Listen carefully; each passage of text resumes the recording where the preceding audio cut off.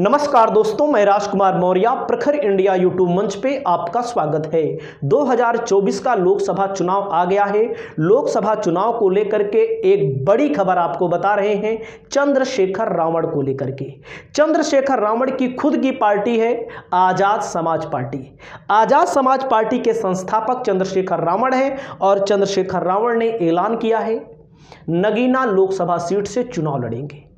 आपने अभी भी देखा होगा कि नगीना लोकसभा सीट से समाजवादी पार्टी के नेताओं के तरफ से अप्रत्यक्ष रूप से यह दावा किया जा रहा है कि चंद्रशेखर रावण को समाजवादी पार्टी समर्थन देगी, यानी कि समाजवादी पार्टी नगीना लोकसभा सीट पर समर्थन देगी। और नगीना लोकसभा सीट की अगर मैं बात करूं तो नगीना लोकसभा सीट पर 50% से ज़्यादा मुस्लिम और दलित यहां पर 20 से 22% है, यानी कि 70 से 72% वोट इंडिया गठबंधन के पास यहां पर मौजूद है अगर चंद्रशेखर रावण चुनाव लड़ते हैं तो। लेकिन एक बड़ी खबर हम आपको बता रहे हैं। बड़ी खबर समाजवादी पार्टी के विश्वसनीय सूत्रों के मुताबिक मिली है। अगर हमारी बात गलत हो जाए तो आप हमें उल्टा सीधा मत कहिएगा। बड़ी खबर मैं आपको बता रहा हूं और बड़ी खबर जो बता रहा हूं इटावा से, और इटावा का लोकसभा का समीकरण भी मैं बताने जा रहा हूं। इटावा जो सीट है वो सुरक्षित सीट है, यानी कि दलित समाज के लिए वो सीट है। दलित वर्ग का कोई भी कैंडिडेट वहां से लोकसभा का चुनाव लड़ सकता है। बड़ी खबर ये आ रही है कि समाजवादी पार्टी के मुखिया अखिलेश यादव चंद्रशेखर रावण को इटावा की लोकसभा सीट ऑफर कर सकते हैं। उसके पीछे कुछ गणित है, उसके पीछे कुछ इतिहास है, समझना पड़ेगा आपको। और दावा तो अभी यह भी किया जा रहा है कि बसपा और सपा कांग्रेस साथ भी आ सकते हैं। वो बात अभी नहीं है, आ जाए तो अच्छी बात है, लेकिन मैं आपको यहां बता रहा हूं इस इटावा लोकसभा सीट पर मान्यवर कांसीराम जो बहुजन समाज पार्टी के संस्थापक थे, उन्होंने भी यहां से चुनाव लड़ा, यहां से सांसद बने, समाजवादी पार्टी के सहयोग से बने। तो आपको मैं इटावा लोकसभा सीट दिखाता हूं। उसके अलावा कुछ और उम्मीदवार हैं, उनके भी नाम मैं बता देता हूं। लेकिन एक चर्चा है कहीं ना कहीं अंदर ही अंदर, क्योंकि उस इलाके में दलित वर्ग का जो वोट है वो बीजेपी को ज़्यादा ट्रांसफ़र हो जाता है, ऐसा कहा जाता है, क्योंकि वही मैनपुरी का इलाका है जहां पर समाजवादी पार्टी बहुजन समाज पार्टी के बीच कांटे का मुकाबला कभी हुआ करता था 2017 के पहले, 2014 के पहले। तो आपने देखा होगा 3 दशकों तक सपा बसपा का राज उत्तर प्रदेश में चला। तो मैं इटावा का समीकरण बताता हूं किस लिए चंद्रशेखर रावण को ऑफर किया जा रहा है। ऑफर स्वीकार होगा कि अस्वीकार होगा वो भविष्य तय करेगा, लेकिन आंकड़ा मैं आपको दिखा देता हूं। आपकी जो राय है वो कह सकते हैं स्वतंत्र भावना से। यहां पर हम थोड़ा दैनिक भास्कर का एक सिंपल है जो सर्वे किया गया है कि सपा की तरफ से पहली पसंद कौन है। बहरहाल इन लोगों के बारे में हम कुछ नहीं कहेंगे, हो सकता है इन्हीं लोगों को टिकट मिल जाए, लेकिन जो चर्चा है मैं आपको बता दे रहा हूं। इटावा प्रेमदास कठेरिया, औरैया 33%, प्रेमदास कठेरिया, यानी कि नंबर 1 पे प्रेमदास कठेरिया हैं, दूसरे नंबर पे राघवेंद्र गौतम हैं। अगर इनको लोकसभा का टिकट दिया जाए तो समाजवादी पार्टी से बेहतर होगा, अन्य में भी आप परसेंट देख सकते हैं। लेकिन इटावा लोकसभा सीट का जो समीकरण है उसको मैं बताता हूं। 2024 का हिसाब किताब क्या रहेगा उसको मैं बताता हूं आपको। तो आप देख सकते हैं बीजेपी यहां पर जो चुनाव जीती है 2000, रुक जाइएगा थोड़ा से बस, ठीक है। बहुजन समाज पार्टी के संस्थापक कांसीराम कई स्थानों से चुनाव लड़े, लेकिन सिर्फ इटावा से जीते थे। तो आप समझ सकते हैं सिर्फ इटावा से जीते थे। आप देख सकते हैं आपके सामने लिखा है प्रदेश सरकार के कई बार मंत्री रहे। सुखदा मिश्रा इटावा की सांसद रही। इसके साथ ही आज़ादी के योद्धा कमांडर अर्जुन सिंह भदौरिया इटावा के 3 बार के सांसद चुने गए। सपा के रघुराज सिंह साक्य लगातार 2 बार जीते। तो आप समझ सकते हैं यहाँ पर रघुराज सिंह साक्य अब शायद भाजपा में हैं।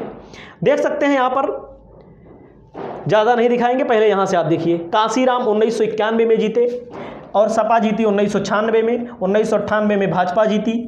और रघुराज सिंह साक्य देखो, राम सिंह साक्य फिर रघुराज सिंह साक्य 1999 में, 2004 में, 2009 में सपा जीती 3 बार लगातार, 2014 में 2009 में सपा जीती प्रेमदास कठेरिया, 2014 में अशोक दोहरे, 2019 में डॉक्टर रमाशंकर कठेरिया।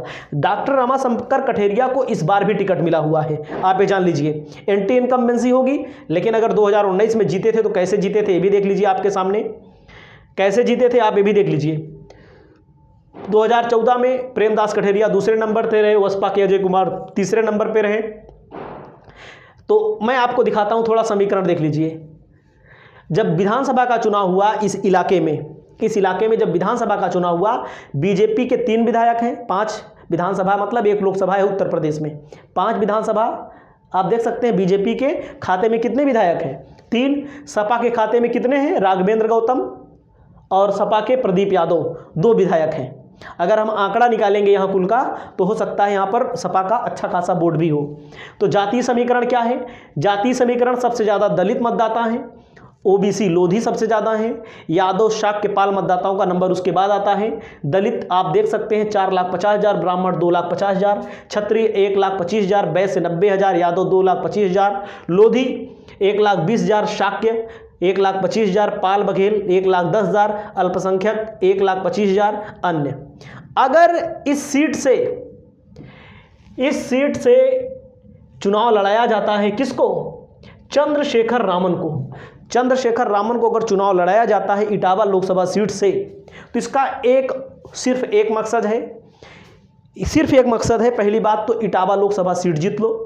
65-63 हज़ार से जीते थे, 65-66 हज़ार से 2019 में चुनाव जीते थे रमाशंकर कठेरिया। दूसरी बार टिकट मिला है इनको, कहीं ना कहीं एंटी इनकम्बेंसी होगी। दूसरी बार अगर लड़ते हैं चंद्रशेखर रावण, तो पूरे देश में एक मैसेज जाएगा, पूरे प्रदेश में एक मैसेज जाएगा कि हाँ, कहाँ से लड़ाया जा रहा है? इटावा से लड़ाया जा रहा है। अखिलेश यादव अपने घर से लड़ा रहे, मान लीजिए इटावा मैनपुरी तो ही है। तो अगर मैं बात बोल रहा हूं बार बार, क्योंकि देखो कुछ लोग कहते हैं भाई आप कहां से खबर ला देते हो, खबर है, अंदर की खबर है, और एक चेहरा बनाना है। चंद्रशेखर रावण को एक चेहरा बनाना है। उस चेहरे को नगीना से कम सेट किया जा सकता है, वैसे नगीना से लड़ेंगे जहां तक ज़्यादा संभावना है। और अगर 2 सीटों से लड़ जाएंगे तो कहीं ना कहीं चंद्रशेखर रावण को एक तरह से इंडिया गठबंधन की तरफ से प्रोजेक्ट किया जा सकता है। अगर मायावती गठबंधन में आ जाएं तब तो ठीक है, मैं तो कहता हूं आ जाएं, तब भी चंद्रशेखर रावण को लोकसभा का चुनाव लड़ाया जाना चाहिए, क्योंकि ये एक युवा चेहरा है, युवाओं में अच्छी खासी पैठ है। दलित समाज के पक्ष में जो लोग उनका अच्छा चाहते हैं, दलित समाज के पक्ष में, क्योंकि दलित समाज का आने वाले समय का नेता है। आकाश आनंद इनके सामने कहीं नहीं टिक पाएंगे। मायावती जब तक है तब तक इनकी दाल नहीं गल पा रही है, समस्या है। दलित समाज मायावती को देवी मानता है, लेकिन मायावती अगर गठबंधन में आ जाती हैं और चंद्रशेखर रावण अगर इटावा से लोकसभा चुनाव लड़ते हैं तो कहीं ना कहीं पूरे देश में मैसेज जाएगा।